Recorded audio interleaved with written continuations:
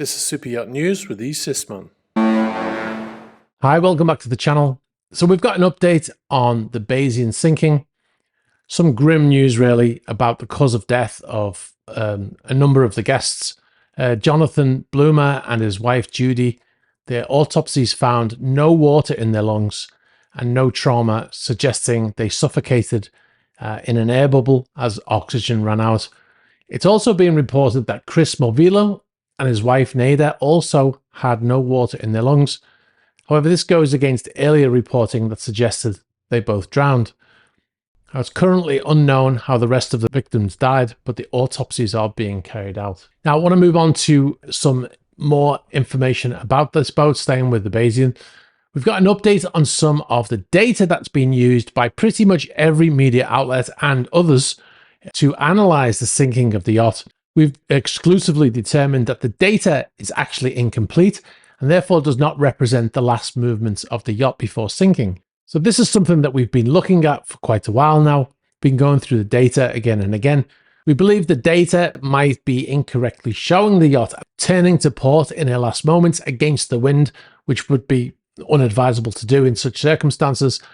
Well, we can now confirm that that data was incomplete.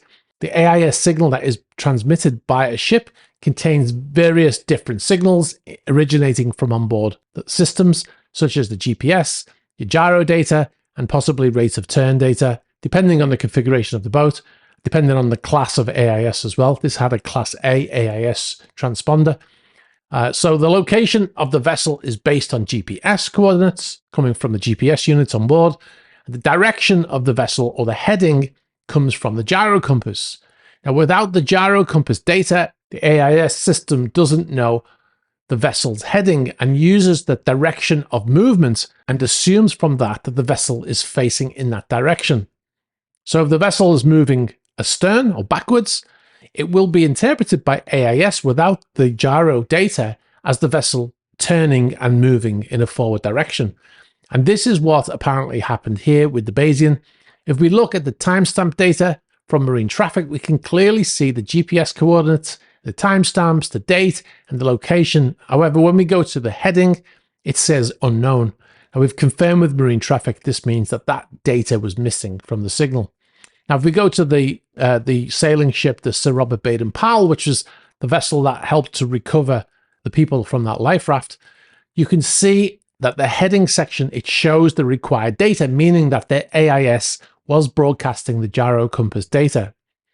Now, in the replay of the AIS data from marine traffic, we see Sir Robert Baden-Powell moving astern, but the Bayesian apparently turning. This is what I was talking about. Now, all of this basically means that the Bayesian, when being pushed by the wind, as the other vessel was probably moving astern backwards, which would clear the crew of turning the vessel into the wind, as an accusation made by the CEO of the Italian Sea Group. A video surfaced online shortly after the incident of Giovanni Constantino talking about the incident and blaming the crew for the sinking. As part of his statement, he said that from 3:50 to 4:03 local time, the ship moved as it was dragged by the wind, tilting towards the side where there is a lateral hatch that leads to the garage where the jet skis, inflatables, and other water sports kits are stored. In the garage, there is another door leading to the engine room. If that door was open, it means that the water has also entered the engine room, causing the inevitable sinking. So he was saying that the crew had leaving the shell door open, or the lazarette hatch open, and the vessel had turned to port and taken on water on that side.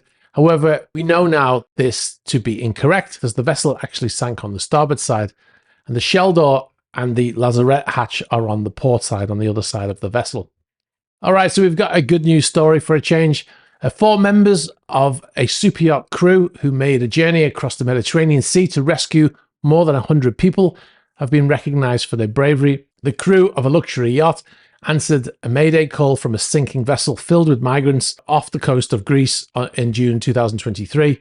We actually covered this at the time. Richard Kirby and his crew, Ben Bramwell, Tristan Tanner, and Ashley West, picked up 104 survivors. Obviously, there was the full crew there. These are all the British ones. This is a British award that's been awarded to them. And the men are set to receive the Merchant Navy Medal for their actions. Now, if you want to see the original story, if you go to episode 222, I'll put a link in the top corner. You can go and see that there. All 4 are part of the crew of the 93-meter or 304-foot superyacht Mayan Queen 4, as well as 5 other boats that were in the area responding to the distress calls. According to the BBC, the Captain Kirby from Exeter in Devon, Mr. Bramwell from Loughborough in Leicestershire, Mr. Tanner from Bicester in Oxfordshire, and Mr. West from Worcester have been recognised for services to support welfare and rescue and will receive the medals at a ceremony on the 5th of November. Captain Kirby told the BBC that the award belongs to every member of my crew who rescued 100 souls last year in Greece in horrific circumstances. He went on to say, this medal serves as a reminder that as seafarers, we may be called upon at any time to help others, and I accept it on behalf of all those who dedicate themselves to the safety of life at sea. That's a really nice story. Congratulations to all of the crew involved. All right, we got one more bit of good news before I go, and this is related to the channel. We just hit a big milestone yesterday. We've now reached 300,000 subscribers. Unbelievable. I can't say how amazed I am that we've reached such a milestone. Never thought that we'd ever get to that kind of number.